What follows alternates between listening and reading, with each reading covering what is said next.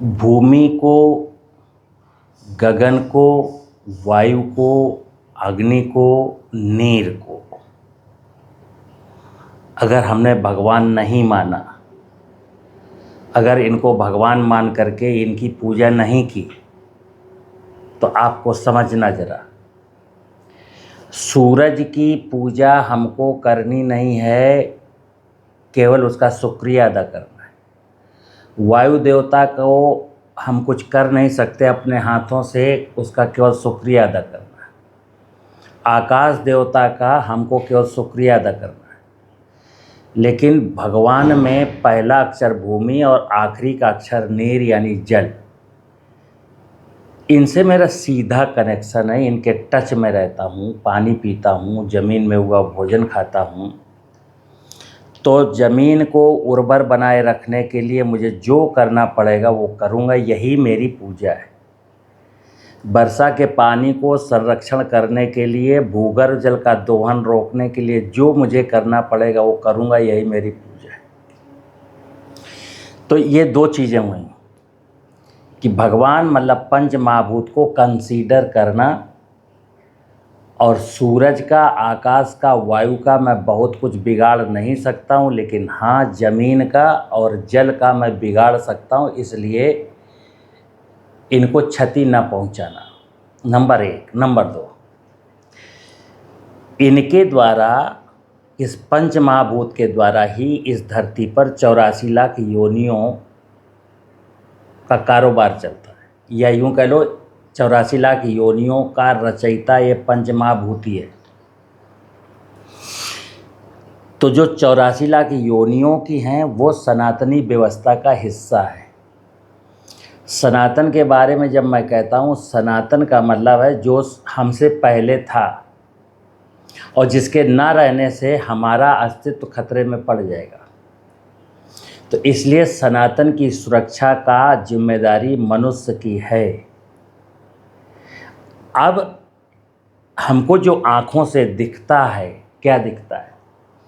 सूरज दिखता है, आकाश दिखता है, वायु अनुभूति कर सकता हूँ, ज़मीन दिखती है, नदियाँ, जलाशय, वर्षा, ये सब दिखता है, जंगल दिखते हैं, नाना प्रकार के जीव जंतु दिखते हैं। परमात्मा ने जो ज्ञान की गठरी है ना, मनुष्य को जो जानना चाहिए, वो सब आपकी नज़रों के सामने बिखेर के रखा है। अब धरती को हम डायरेक्ट जान लें अपनी आँखों से, उसके साथ मेरे क्या संबंध है ये समझ लें तो ज़्यादा अच्छा है। किताबों में जब मैं धरती को पढ़ूंगा तो फिर आपको मज़ा नहीं आएगा और कुछ भी नहीं होगा। कहते हैं पोथी पढ़ पढ़ जग मुआ, पंडित भया न कोय, 2.5 अक्षर प्रेम का पढ़े सो पंडित होए। मतलब पंडित का मतलब ज्ञानी। तो ज्ञानी बनने के लिए जो प्रकृति में जो विद्यमान चीज़ें हैं, व्यवस्थाएं हैं, उनको जानना ज़रूरी है। अब अगर मैं धरती को नहीं जानूंगा, नदी को नहीं जानूंगा, पहाड़ को नहीं जानूंगा, झरने को नहीं जानूंगा, बारिश को नहीं समझूंगा, नाना प्रकार के जलचर, थलचर, नभचर जो हैं उनको नहीं जानूंगा, उसके बाद मैं वेद पढ़ूंगा। पढ़ते रहिए, रामायण पढ़ते रहिए, गीता पढ़ते रहिए, शास्त्र पढ़ते रहिए, और किसी नतीजे पर आप नहीं पहुंच सकते। मित्र ध्यान रखना, पढ़ाई एक अलग विषय है, व्यवहार और अनुभव एक अलग विषय है। तो सत्य को जानने के लिए किसी किताब की ज़रूरत नहीं होती, और किताबों में जो लिखा गया है वो प्रकृति को जान करके ही लिखा गया, और लिखने वालों से थोड़ी मिस्टेक हो चुकी होगी कि वो विषय को सही से प्रस्तुत नहीं कर पाए। चलिए, मेरा जो विषय है, विषय ये है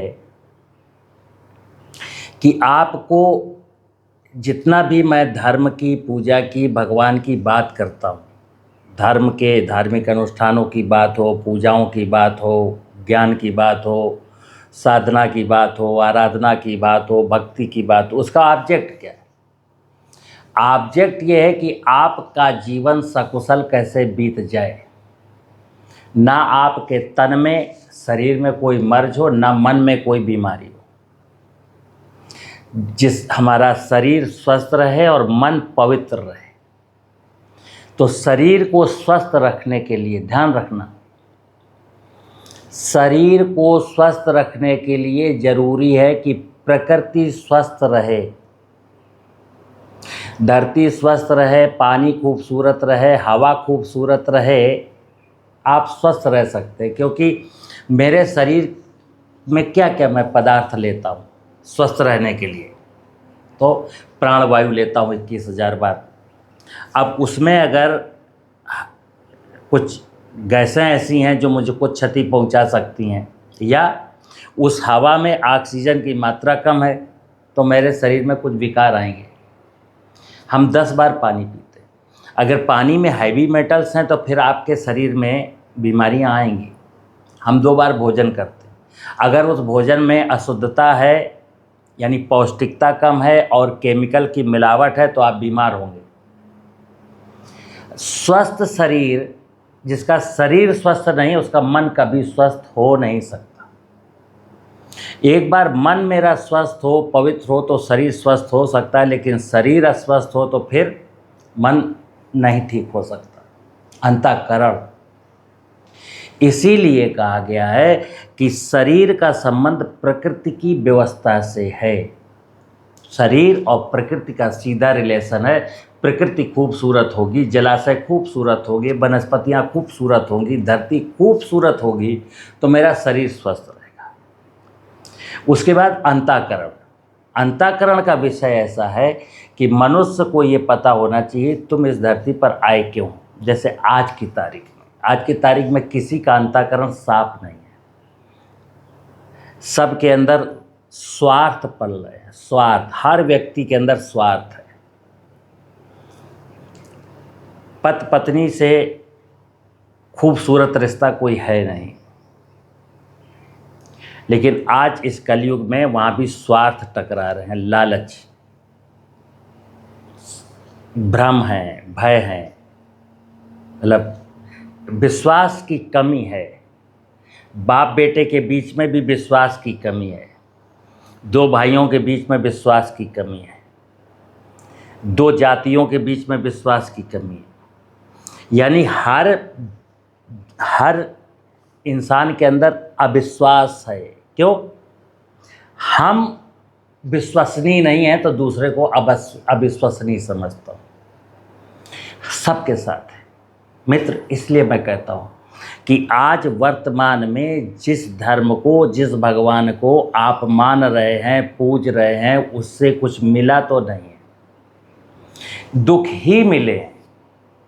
कारण कि मैं भगवान का असली स्वरूप नहीं जानता, और भगवान की सच्ची पूजा जो करनी चाहिए वो ना करके, जैसे मैं अक्सर बोलता हूँ, ये हाथ हमें भगवान ने ये हाथ जोड़ने के लिए नहीं दिए कि हर वक्त आप भगवान के सामने भगवान मुझे ये दे दे, भगवान मुझे ये दे दे, भगवान मेरा ऐसा कर दे, भगवान मेरा वैसा कर दे। नहीं, भगवान ने कहा मैं किसी को कुछ नहीं, हालांकि मैं ही सब करता हूँ, लेकिन व्यक्तिगत मैं यूनिवर्स के लिए तो कुछ करता हूँ, लेकिन इंडिविजुअल किसी व्यक्ति के लिए मैं कुछ नहीं करता हूँ।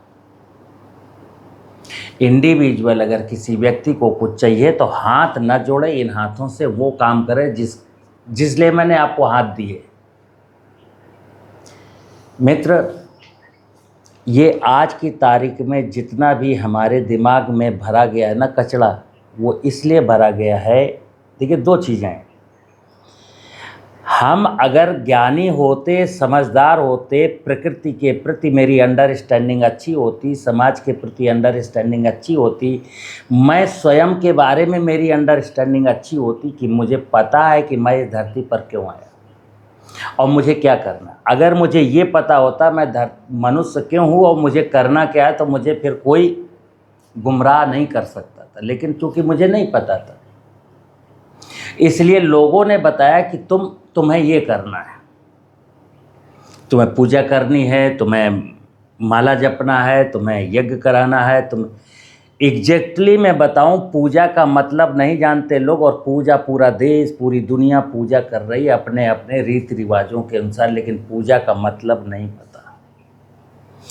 माला जप रहे हैं, माला जपने का मतलब नहीं जप पता। साधना कर रहे हैं, उपासना कर रहे हैं, जाने कितने प्रकार के यत्न कर रहे हैं, लेकिन मिलता कुछ नहीं है। क्यों? जब तक हमें किसी भी किए जाने वाले कर्म का मकसद ना पता हो, ये मैं क्यों कर रहा हूँ। जैसे मैं मोटी सी बात, आप पूजा कर रहे हैं तो पूजा क्यों कर रहे हैं? तो लोग कहेंगे पूजा करने से भगवान खुश होता है। भगवान दुखी नहीं है, ये पहले तो दिमाग से निकाल लो कि तुम भगवान को खुश कर सकते हो। मनुष्य की क्या हैसियत जो भगवान को खुश करे? अगला, मैं भगवान को कुछ चढ़ा रहा हूँ, तुम्हारी क्या हैसियत है जो भगवान को चढ़ाओगे? जो तुम चढ़ा रहे हो, भगवान ने तुमको ढेर सारा दिया, उसमें एक रत्ती भर, तिनका भर तुम चढ़ा पा रहे हो, रत्ती भर चीज चढ़ाते हो। भगवान को कुछ चढ़ाना नहीं है, भगवान केवल भाव का भूखा है। भगवान चाहता है कि हे मनुष्य, तू ज्ञानावतार का प्राणी है और तुझे पता है कि तेरे जीवन की सांसें, तेरे जीवन की दिनचर्या, जो तेरे जीवन की ज़रूरतें हैं वो कैसे पूरी होती हैं। तो ध्यान रख, जीवन की ज़रूरतें मैं ही पूरी करता हूँ, इसलिए तू मेरा ख्याल रख, मैं तेरा ख्याल रखूँगा। धर्मो रक्षति रक्षता, यानी भगवान धर्म है, भगवान प्रकृति है, भगवान सनातन है, भगवान सत्य है, या यूँ कह लो प्रकृति ही भगवान है, सत्य ही भगवान है, सनातन ही भगवान है। यानी मुझे जो दिख रहा है, मैंने बोला पंच महाभूत और पंच महाभूत के द्वारा बनाई गई व्यवस्था, इनमें भगवान देख सकते हैं तो देख लें, इनको संभाल सकते हैं तो संभाल लें, इनके साथ परस्परता में मिल करके जी सकते हैं तो जी लें। लेकिन इनके साथ मैं परस्परता में मिल करके नहीं जीऊँगा, इनमें से बहुत सारी इकाइयों के साथ मेरी दुश्मनी है। जैसे आपको सांप ने नहीं काटा, लेकिन आप सांप मार चुके, क्या मान करके कि अरे बहुत जहर होता है, काट लेगा तो मैं बोले, काटा नहीं उसने, लेकिन हम सांपों को मार चुके। हम कई सारे ऐसे चीज़ों को, प्रकृति की चीज़ों को मार चुके। जैसे पेड़, किसान लोग क्या करते हैं, पेड़ को, मेड़ पर उनके बुजुर्गों ने पेड़ लगाए थे। अब इस कली आप समझना, आपके बाबा ने, पिताजी ने खेत की मेड़ों पर महुआ, आम, शीशम, जामुन लगाया था, तो उनको भी पता था कि छाया मारेगा, लेकिन बावजूद इसके उन्होंने लगाए थे, क्योंकि उनको पता था कितनी छाया मारेगा और देगा क्या, मतलब लेगा क्या और देगा क्या, उसको पता था, इसलिए उन्होंने लगाए थे। अब मैं अज्ञानी हो गया, तो मैंने क्या देखा, पेड़ छाया मारता, तो मैंने काट दिया। राजस्थान में जहाँ पेड़ नहीं है, वहाँ कौन छाया मार रहा है? वहाँ के लोग क्या धनाढ्य हैं? नहीं। ध्यान रखना मित्र, प्रकृति की व्यवस्था को नज़रअंदाज करके, प्रकृति की व्यवस्था को नष्ट करके, आप चाहे जितने, मैं डंके की चोट पर कहता हूँ कि पूजा पाठ के चाहे जितने अनुष्ठान कर लें आप, मिलेगा कुछ नहीं। क्योंकि मैंने पूजा कराने वालों को देखा है, जो पूजा कराते हैं वो सुखी नहीं है, और तुमको कहते हैं पूजा करा के तुम सुखी हो जाओगे। कहते ना माया त्याग दो। माया मतलब भौतिक संसार की, भौतिक जगत के जो भौतिक संसाधन है, जो ये सब चीज़ें, उनसे थोड़ा सा दूरी बना लो। लेकिन जो ये कहता है इनसे दूरी बना लो, वही उसमें लिप्त है। मित्र, भगवान का मतलब है भूमि, गगन, वायु, अग्नि, नीर, इसको सत्य भी कहते हैं। और सनातन का मतलब है भूमि, गगन, वायु, अग्नि, नीर, सारी प्रकार की वनस्पतियां, सारे प्रकार के जीव जंतु, इनको जो बचा ले, इनके साथ जो परस्परता में मिलकर के जी ले, इनके लिए जो कुछ कर ले, बस वही सच्चा इंसान, वही कर्मयोगी, और उसी के कर्म भगवान स्वीकार करेगा और अच्छे फल देगा। अन्यथा नाटक करना, मतलब पाखंडों में डूब जाना, आडंबर करना, क्या भगवान को ये भी मत समझना कि ईश्वर इतना अज्ञान है, अंधा है, बहरा है, समझता नहीं, वो सब समझता है।